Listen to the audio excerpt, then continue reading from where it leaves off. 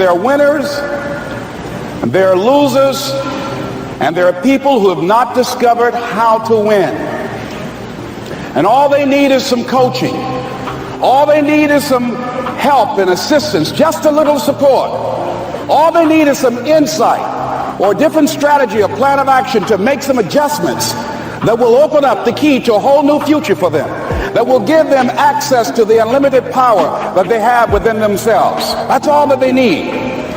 So what I want you to do is think about something you want for you, that's real for you, that's important for you, that will give your life some special meaning and power.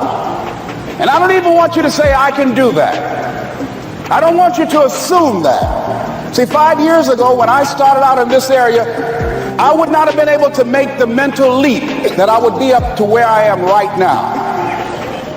I don't want you to begin to just psych yourself out. No. I want you to be able to say something to yourself that will enable you to maintain a level of integrity with yourself.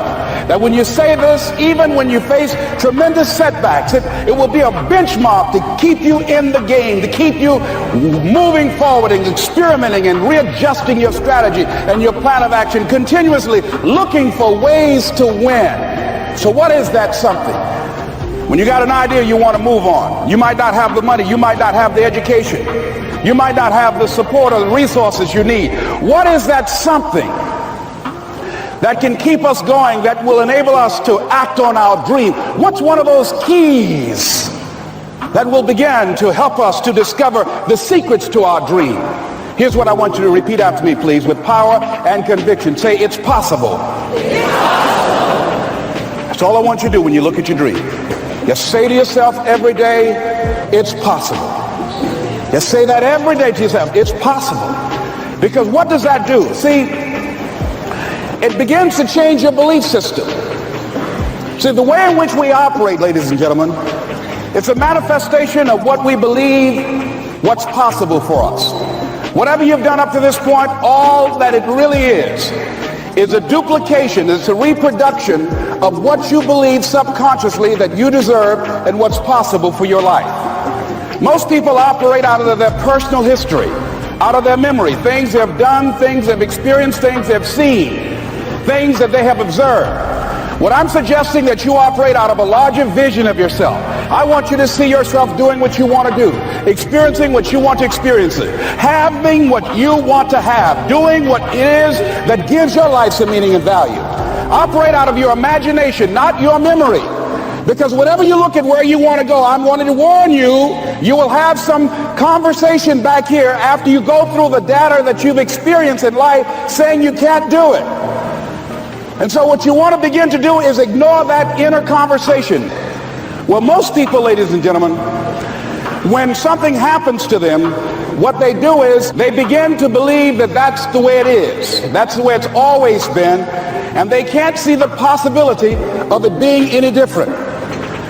Example, before April 1954, the common belief, the universal belief, because it had been tried again and again and again and people had failed, the belief was that man was not physically capable of breaking the 4-minute barrier, that he could not run a mile in less than 4 minutes. That was the belief on the planet. It had never been done. But here's what happened, ladies and gentlemen. Roger Bannister came along and he broke the 4-minute barrier. Now here's what's significant about that. Since that time, up to this day, over 20,000 people have done it, including high school kids. What changed? 20,000 people, what changed? Here's what happened when they got on the track. They knew it had been done. And because they knew it had been done, there was a new belief about this barrier, about this goal that was unreachable. And those 20,000 people got in a race believing, knowing in their heart that someone had done it, that it's possible, that they could do it.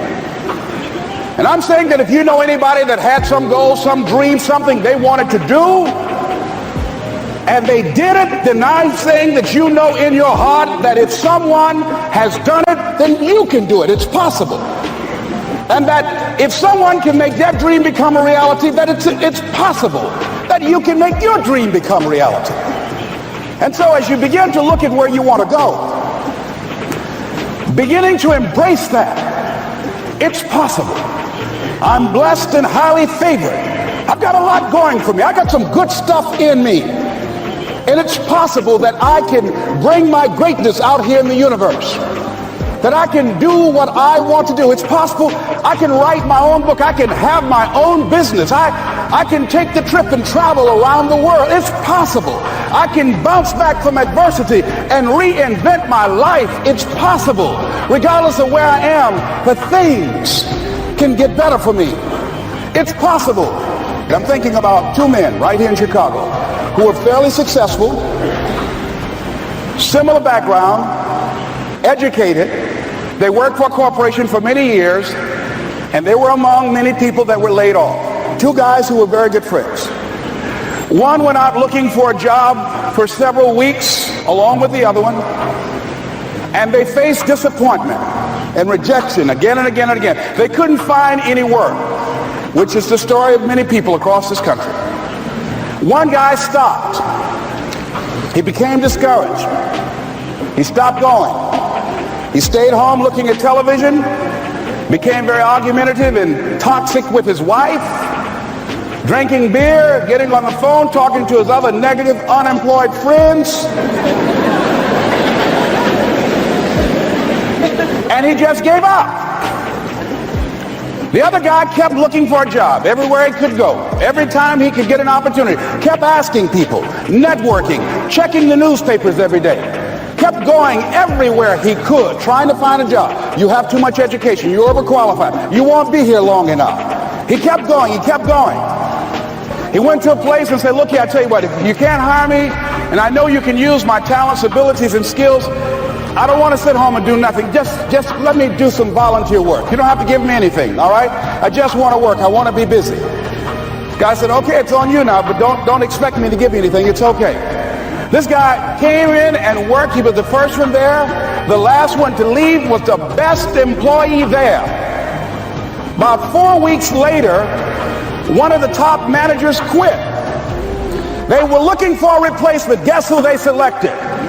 This other guy. This guy who was volunteering his time. He got the job. What was the difference between the two men? Eyesight and mindsight. Eyesight is judging on what you see. Judging according to appearances. But mindsight is how you interpret what you see. One guy said, it's not possible. It's over. I'm finished. I can't do it. I can't make it. He surrendered.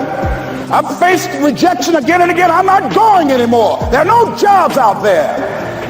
But this other guy, he felt that in spite of the no's and rejections, in spite of how bad the economy is, in spite of what the newspapers are saying, that it's possible that somebody somewhere will give me a job.